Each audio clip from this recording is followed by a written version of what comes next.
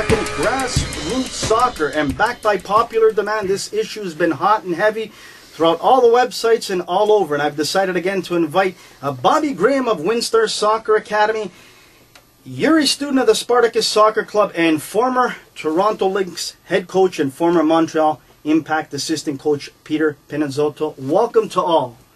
And I've invited you here this evening, gentlemen, to present your case again, because again, we've gotten a ton of response. Why my son or daughter should attend a club over an academy, or why my son or daughter should be put in an academy over a club. Yuri, we'll start with you. Very simply this: you come from a small club, but a very successful club, and you really concentrate on the development and the coaching of the youngster at your club, where a lot of the bigger clubs really are massive, and they can't really concentrate on that good youth development. Talk about what your club has to offer over some of the academies.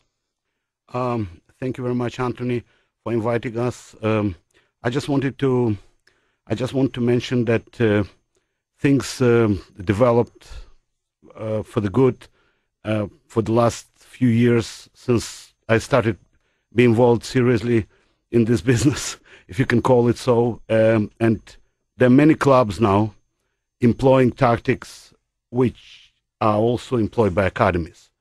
It started to be across the board, that quality improving, attitudes improving, the teams that are being produced are very strong.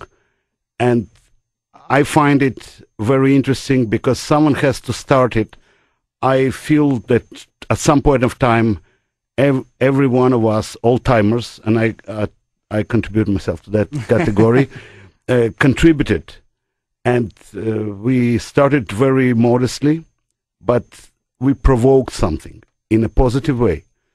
The provocation came from the fact that many years ago, when I first mentioned that I was hiring coaches for my club, some people look at me with amusement, and they couldn't believe that they were naive enough to understand that it's paid job like everything else. And I was one of them, to be honest, Yuri. When I heard about your small little club, Spartacus, and you're paying coaches, I was happy to hear that. And I didn't care about all the other naysayers saying, well, where is he getting the money to pay these coaches? That's not my business. My business is he cares about the kids so he can develop them and bring in the top coaches.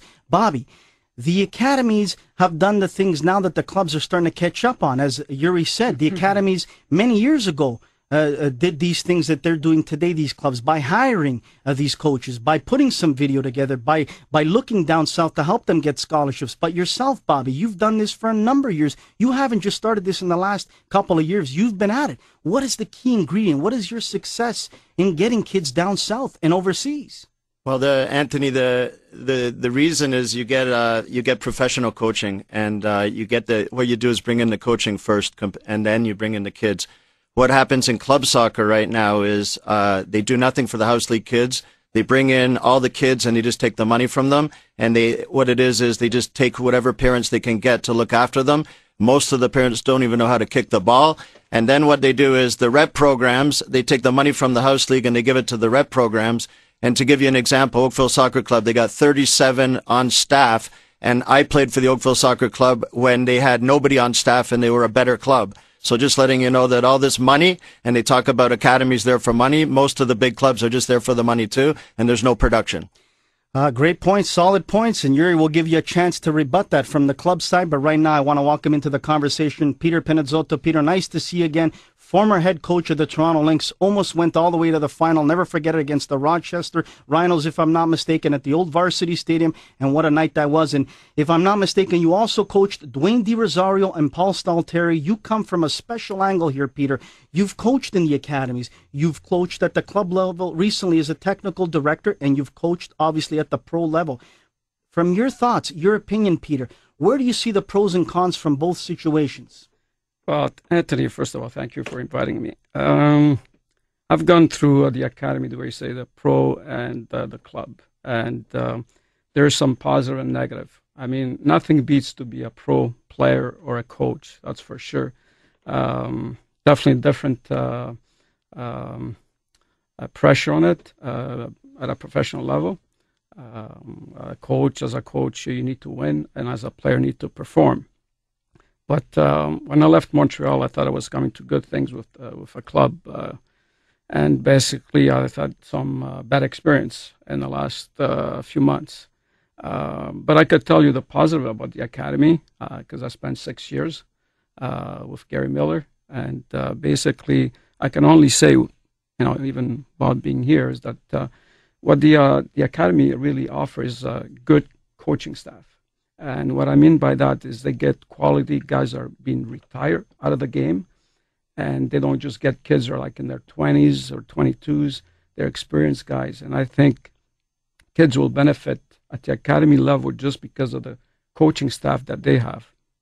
Now, negative things about the academy, I don't think it's really about the money, because if today you want to go and learn how to play the piano, you got to pay. Good point. If you want to play golf, you got to pay. Mm-hmm. So, I mean, if you want good training, you have to pay for it. So, yes, it is a business, but it's business that there's a lot of expenses involved too.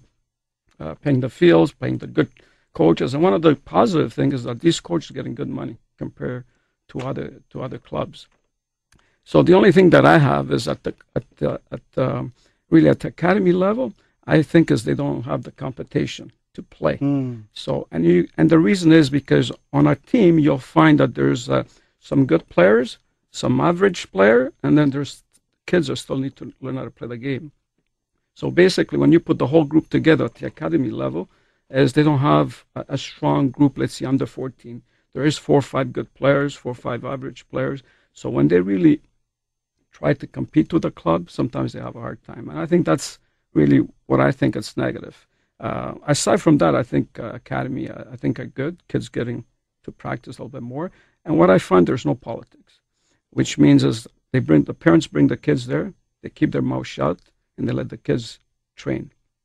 At the club level, you have every parent is a coach. Everybody knows everything. And I think that's pretty negative about what's going on at the club level. As I say, I had some bad experience with the club. And I think the bad experience that I had is that they don't let the soccer people do their job. You get people that get in on a volunteer base on the board and make decision on a coaching staff, which I think is totally wrong. You let the people do their work because they're professional doing that work, and the people that are volunteer, then they basically should be a volunteer. And I think that's a big problem. These are strong, solid points by you, Peter, and by you, Bobby. I'm going to get you to respond. Before I do that, I'm going to open up the phone lines. This is a hot and heavy debate. If you want to join us in on this debate, you're more than welcome to join us here on Sportsnet Radio, the Fan 590 at 416-870-0590 or 1-888-666-0590, star 590 on your cell. You heard Bobby, you heard Peter. A lot of hot and heavy words that were explained to you about the House League being a money maker for the club, and also the rep program where the money that is spent at the academy, it's in one central spot. Talk about that. Okay, both gentlemen are very well spoken, and sometimes I'm puzzled of what to answer to them. Peter made such a great point, Bobby too, and I know both gentlemen, they've spoken from the heart, and I entirely respect their opinion. One thing I wanted to point out, that when we're talking about all of this, I presume that at some point of time we're talking semantics. Semantics because at the end of the day, it's the same job done, and it could be approached on an individual basis. When we say clubs, Bobby, we don't mean club this, club that. I can consider myself an academy. Many clubs now, within the clubs, started the academy. So what academy is, it's an attitude. Isn't it only the way you do things represents certain philosophy? You can do it at any spot under any umbrella. You can call academy, you can call it school, which is another word for educational institution, and you can do it in a club. Like, let's put it this way. What happened with the civilization of soccer before academy existed? I think soccer was quite well. There was a point made by Peter as well where I really agree with, whereas the parents come at the academies. I've seen it at some clubs as well, but at the academies, parents pay their money. They need to keep their mouth shut and leave it up to the pros. Where I find at the club level, they should leave it to the coaches, because I got to be honest, there's a lot of great coaches at the club level as well, but too many parents get involved, too much politics, and they ruin the development of the child instead of leaving it to the coach. Anthony, if parents pay substantial money, and I believe both gentlemen agree that academy charges more, right? And this has also now become relative because some clubs charging a lot of money. So it merges at some point. But there's nothing you can stop paying parent, and this is the issue that I wanted to underline. There's nothing you can do by stopping the parent interfering. If the person dished out $5,000, he feels entitled. He feels empowered. Unfortunately, this is where our weakness is. It's not because of bad or good, it's because we are not empowered. To be empowered, you have to have certain culture. This culture has to guarantee you that coach's status is above everything else. This is the philosophy, and it's not even philosophy. This is the attitude I have. I defend my coaches to the last drop of blood, and coaches know that. And any of these gentlemen would agree that I would do that. I think I earned quite a few people disappointed with me because I wouldn't agree with them when they criticize my coaches. Because I said, coaches is a holy cow. Don't touch them, because they're the one that produced the miracle of player.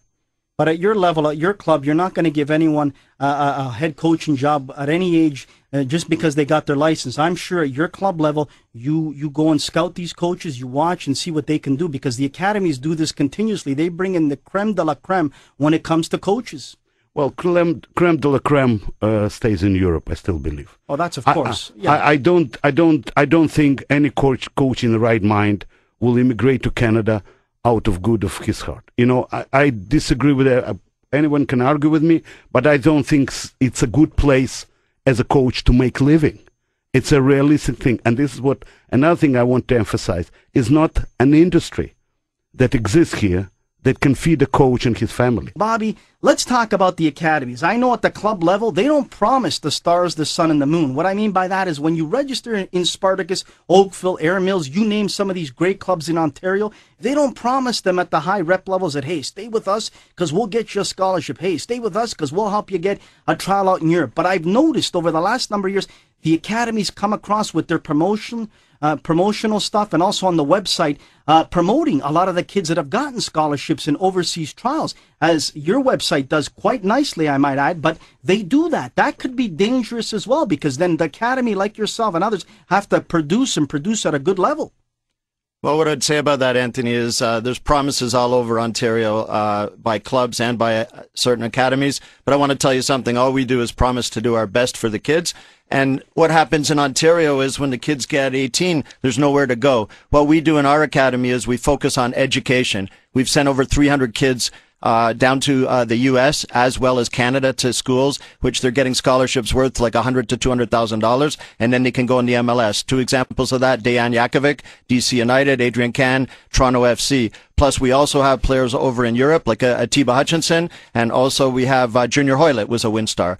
So we have all these, so we are producing players. When you go to most club programs, there's nothing being produced except take the money from the house league, put it into the rep programs. What they're doing now is they're getting guys to go and practice with the kids at practice. And then what they do is they don't go to the games to watch the games because they can't afford to pay them at the club level. So you get a coach that won't go because you have to watch the game in order to assess it to go back to the next practice. So they get some flunky coaching them in the games in the club level, and that's what's happening in the club soccer. Well, Bobby, let me be honest and straightforward with you. So when mom and dad give you that check, you're not going to promise them, look, you've paid me for 1 season, for 2 seasons of training. I'm going to guarantee that you're going to get a scholarship. Just stay with me, and you collect that check, and that's what you're going to do. Is that what you promise? We never promise that at all. All we tell the kids is we'll do our best for them, and they look at our proven track record. Also, we have arrangements in Italy with a couple of clubs, and one with Frosinone that we took one of our players, Isaiah Page, over. They flew him over and flew his parents over. It's a Serie B club, and we have a relationship with them. them. And also, we also sent a boy to Siena, Giorgio Grillo, and he went over to Siena Football Club in Italy. So what we're trying to do is some kids are not for college. They want to go professional. So we're doing our best to get the kids ready through our academy to send them, to give them some sort of future, which is not happening throughout this province, because most of the kids at 18 years of age, they end up in going in a pub team. Peter, you've got a sour taste in your mouth when you talk about the club structure and what happened when you came back and gave back to the club structure and wanted to give back your knowledge and your help. And you mentioned a solid point that mom and dad get involved too much, where we've heard from the academies, but also from Yuri as well, where he says his club tries to make it important, that the club backs the coaches and he will stand by their coaches. And we'll talk about a special story that we talked about, Yuri, before we were off air, about a team that you pulled up because the quality wasn't there, where maybe some academies would keep it because they are collecting that money. So talk about your experience coming back to the club level, Peter. At the club level, what I realized that we do back up our coaches, because as a technical director, I used to place the coaches for the teams. But the problem is that a certain time of the year, the parents could decide to get that kid and take him out for no reason. And I had a really hard time with parents, not only coaching on the sideline, but at the same time making decisions for a 9 or 10, 11 years old. Where I think in our academy, if a person pays whatever $3,000-$4,000, you're not going to take his kid during the season and say, I'm going to leave. So I think there's a little bit of a problem even at the club level, where they take their kids and leave and they go elsewhere. Other things that I don't like about the club is that when we do have trainers, I'm the technical director and we have trainers. Unfortunately, the trainers that I had cannot be coaching. So let's say we bring a trainer to say, okay, go coach the under 11. So he goes for the night to train the under 11. You don't see him at a game because he's going to be training another team that night. So we send the coaches that are with that team coaching, but not our trainer. So today I think it needs to change. So if I put a trainers, that trainers has to be with that team throughout the year. So the teacher is the game. So if my trainer is not there, it's very difficult to get to the next level for our kids. And I think that needs to be improved. I heard you say that last week, or the weeks before, you had Lucy here, saying they're spending a lot of money in the technical area. And we all agree, we're spending a lot of money, but I don't think we spend it very smartly. Wisely, in other words. Yeah. Yuri, you spend it wisely on your coaches because you're a small club and you really dedicate a lot of your funds to paying these coaches and treating them professionally like a small club like you do, and you back your coaches, as you said. I talked to you a couple of years ago and I asked you why you pulled your 98 boys team out of the highest level at the rep level, playing here in Ontario in the CSL, Central Soccer League, and you pulled them out, and I asked you, why did you pull them out, Yuri? And your simple answer to me was, Anthony, we don't have the quality. We strive to have the best quality at our club. This is something really good, and this is something that other clubs need to strive for. Anthony, I agree with you 100%. It cannot be supported anything that is I would call it substandard. If something reached the point that it cannot be really satisfy the expectation of any technical level, it shouldn't be existing. To have the team just for the sake of it, I think is cynical, it's profiteering, and it's also misleading people. I like to have either team that functional, that team became dysfunctional even though they had a spot. There are few people even approaching you, and that's amazing me, and they offering you money for the spot, because this is one of the things that people consider to be... This is very sad, me hearing this. You're offering you money for a spot. Yeah, because the spot is something that is desirable for many clubs, which allows them to inspire some parents to join. They join something which is called the level. Instead of reaching the level, they're trying to buy the level. So the word is confusing parents because they love this word, the level, but you stepped up to the plate and you said, no, we want quality. We're not worried about the level. You can have an empty void spot and not to have any problems with the situation that really demeaning to you, demeaning to the players, and also to the parents who become disappointed, and then obviously, consequentially, they blame the club. right? Your club is a small club. I see that they're very well structured. Some of the bigger clubs, we don't have to name who they are, but some of the bigger clubs, they're lost in a lot of ways of what they're trying to do. I see a small club like you've taken leaps and bounds, and I'm sure there's some other great small clubs as well that are doing this, and they're spending a lot of time on development. They're also spending time, like you are, in promoting the great stories of your club that you've sent players overseas. If I'm not mistaken, you had a young Italian boy that went over, and we talked about him getting a trial out in Europe, and that is a great success story. But what the academies do that I think is their benefit and is their big positive is they promote big time. Some of their kids that get scholarships get sent overseas. You name it. Their websites are professionally run at the highest level. The clubs, I think, are way behind on promoting their great talent that they have. Anthony, this is correct. I am absolutely sure. I don't doubt that this gentleman and few other organizations are genuinely trying to do their best. However, let's go to the history of this great game. It never was the game of the privileged. It always was game of working class. What do you think happened around the world with all those third world players from Africa, South America, Eastern Europe? Those people could not and never would not pay for any academies. How did they become players? How did Zidane and any other guys become such a great players? Did they go and were bankrolled by their parents?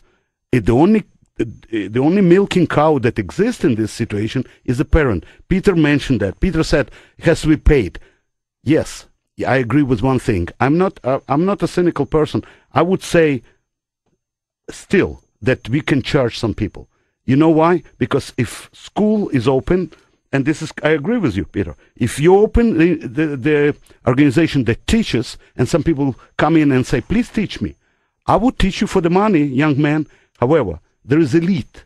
There are absolutely amazingly talented people that has to be not only subsidized, they have to be nourished, they have to be cherished, and it's diamonds in rough, they have to be worked with. Why this country, which is exceptionally rich, doesn't contribute anything to the development of the young sportsmen who can in return give this country great glory. Look at the Brazilian kids. They represent their poor country around the world. They're ambassadors. Everybody knows what Brazil is. Yuri, this is a fantastic point you made. This is the million-dollar question. Why are we not investing more in the youth in this country? Not just in soccer, but in so many other sports. This is bang on. Bobby, I'm going to come at you at the academy angle, where not only your academy, but many academies in SAC don't cut corners. They spend what they need to spend. And what I mean by that is the fields. Your fields, you don't go to fields where there's potholes, where, the grass hasn't been cut for 3 or 4 weeks. And this is the biggest disadvantage at a lot of the clubs. They're at the mercy of the cities, where the academies step up to the plate and they say, look, if it's $500-600 an hour to get the best field, that's what we're going to do. Yeah, in order to be a good player, you have to train on good facilities, and we always believe in that. Like, and again, I go back to the rep teams in most clubs. They put them on the best fields. The house leagues go to the potholes. Okay, that's what happens, and nobody cares because they're just collecting money. And I also want to go back to the point about academies, not just my academy, but nobody in our academy will be deprived if they can't afford it. And I think that some of the other academies are the same. If somebody can't afford it and they want to be with us, we will let them in. Now, let me go a little bit forward to answer that, too, is a lot of clubs, if you want to get in free, you have to fill out some sort of form. They embarrass the single mother. Okay, and then also, to go a step further, to play for Ontario now, you have to pay, which definitely shouldn't be the case. Because if you play for your province or your country, you should play free. And you know what it is because they're taking money off of all the kids again. All the money that we pay at the OSA, our kids pay, what they do is they take it off them. And then they go to these places so everybody can go free, all their entourage. Well, things are changing at the OSA. Things are changing in a positive direction. Slowly, I hope so. I don't see it. Slowly but surely. Rome wasn't built in a day, Bobby. No. But, Peter, let me come at you very quickly before we got a break. You've coached a lot of great Canadian Ontario players, and I'm so proud to hear some of the names you coached, and we're going to hear about that coming back. But these players, Peter, let's be honest, came from the club level. And they got there to the highest level where you coached via the club level. So, the clubs have done a lot good. I mean, there is a lot of great coaches at the club level that aren't treated right, that aren't respected, and aren't given the proper tools to help them out. Well, first of all, I think we're pretty underrated, I think, with coaches in Canada. I think there's a lot of good coaches, but they don't get the chances of coaching. And I don't know what the reasons are. Unless you get a chance, it's very, very difficult to show what he could do as a Canadian. I was very lucky that the Lynx and the Impact gave me a chance to be with them. And yes, I was lucky to have like guys like Dwayne De Rosario, Staltieri, Reda, Thibaut Hutchison, Chris Pozniak. We could go on. You think you could bring some of them back to play for TFC today, Peter? My goodness. Well, Toronto FC is going through a stage right now, very rough. New coaches, new mentality, new philosophy. Listening to Winter, basically says he needs time. But I think now we're in the 5th year, I believe, of Toronto FC, and basically, it's tough.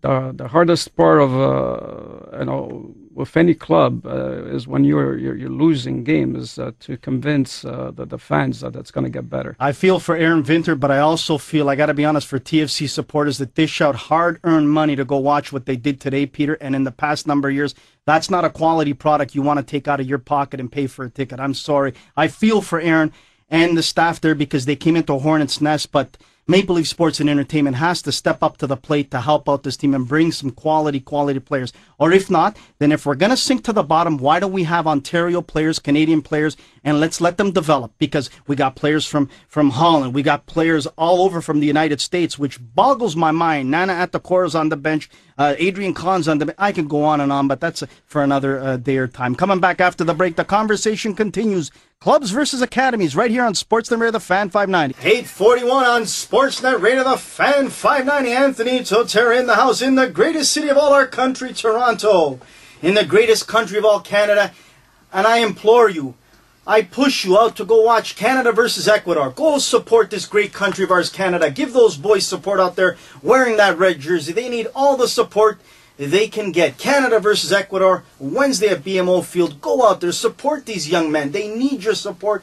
Guys, we'll touch upon this at the end, but to me it breaks my heart when we're in World Cup qualifying and let's say we're playing Jamaica or Mexico or you name it, and the crowd is split 50-50 in our homeland, in Toronto, in Montreal, wherever we are. That destroys me. I love my country. Born and raised here in Canada, I would die for my country. And in my house, my 2 boys will always be Canadian supporters over Italian supporters because this is where our homeland is. And this is a picking point with me. We'll touch very little about that at the end before we close it up. But right now, you wanted to get back at a point that Bobby and others had made as well, that, and even Bobby mentioned this as well, is too many people are sold dreams of full ride scholarships, dreams of trials overseas, wherever in Europe, dreams of getting into the MLS. And a lot of these dreams are sold by not just the academies and the clubs as well. And I think this has to stop. Well, it has to stop for the reason because not everybody is talented enough. There are only few people who are destined to play professional soccer. Let's face it. It takes a lot of athletic and other elements, psychological and dedication abilities to become a soccer players. We live in Canadian society where soccer culture is not so developed to the point that young people have places to go. Firstly, if we don't have serious clubs in the country, our country doesn't employ players. Let's put it this way. How we can sell something to the kid? The kid has to go either to leave the country at age, I would say 14, at least 15, if he's exceptionally talented, and spend time abroad, being groomed by real people, and then he's become a player. There is no place to play in Canada, seriously. Like we developed by now, two teams which became a part of MLS, which is not even our league. If you go and check the rosters of those teams, the number of Canadians is minuscule. How many professional players, I can ask all gentlemen present in this room, how many Canadian professional players, when I say professional, I mean people that allow their wife to go and buy grocery and pay rent on the money and survive for family of 2 kids, right? How many do you know? You can go and maybe spend 10 fingers of your hand, and that will be enough to do that. Yeah, they are heroic stories, like Peter mentioned. What's the most outstanding is Paul Staltieri, which is achiever by Canadian standards of unbelievable height, playing on Bundesliga champion, on Tottenham Hotspur, right? This is a great, great achievement. How many people know? But because we have to understand, if you're going to go and become a hockey player, you're going to become a star in unmeaningful, in an unmeaningful sense of that word, the star that the country cherishes. Everybody knows, even the minor NHLer. Peter Staltieri, I guarantee you, very few people in the country know who he is. Well, we know who he is. He's the most capped Canadian player, Paul Staltieri. Absolutely. And he's I'm sorry, Paul. Paul Staltieri is always proud to represent his country of Canada. He's never said no, and the guy always shows up ready to play because, again, he loves his country of Canada. Bobby, something that I think that the academies, again, might have won over the clubs, and then, Yuri, I'll come back at you, is where in the club structure, the club situation, you get mom and dad that are successful in business, and they'll bring a check to sponsor the team and help out, which is great. And I continuously say do that because it helps out the team and it's really good. But what I don't like is you get that mom or dad that might give a huge amount of sponsorship, and then the pressure comes onto the coach to play little Johnny and little Susie at the academy. There's no need for sponsorship checks. It's everyone pays their freight. You show up, you train, and that's it. Yeah, that's a good point. Just quickly, too, Paul Staltieri, I helped him get a scholarship at Clemson University for 1 year, and then he left, just to let you know on that. I just, to talk about that, what should happen is what happened in the old days when all the money went to the club. And that way there was no conflicts of interest. Every check that came in went to the club. Now what happened is you get clubs. I know that clubs all in the York region and probably all throughout Ontario, all the coaches have their own bank accounts. So they're making money. It might not all be going to the kids. And this is not right. This is just another problem because all these people should be accountable, including clubs. We're for profit, and we say it up front, we're for profit, but all these people are taking money. I wonder if they're getting T4 slips. I wonder if they're reporting it to Revenue Canada. I wonder if all this is happening because they should be, and they're not, okay? And so that is just one thing that I think about. Peter, let's talk again about you've done it both. You've coached and you've trained at the club level. You were technical director. You did it at the academy level, as you mentioned. Tell us the differences that you saw at the club level when you were training, or you saw your coaches training the youngsters, compared to the academy level. How many days a week? Compare them both. Were they training? How much physical training? How much training off the field were both doing? Well, first of all, I've always said that the problem in Canada is we don't have a long season of playing. Like even now, we have teams in our season are going to play 14 games. Some teams play 18 games. You wait like 7 months to play 14, 18 is not enough. So what I find that has to definitely improve if you want to improve the club and you want to improve the quality of players. I find that today there is more good coaches at the club level. It's not like years ago. And I was trying to explain to a few people that it's not like in the past. So now at the club level, we try to hire players that play the game, but not necessarily they're players that now retire at the game. They might be still young guys, or 24, 25, and I think they might be good with the younger players, But when it reaches a certain age of 15 and 16, I think you need the more experienced coaches. And I think that's why sometimes the academy comes in.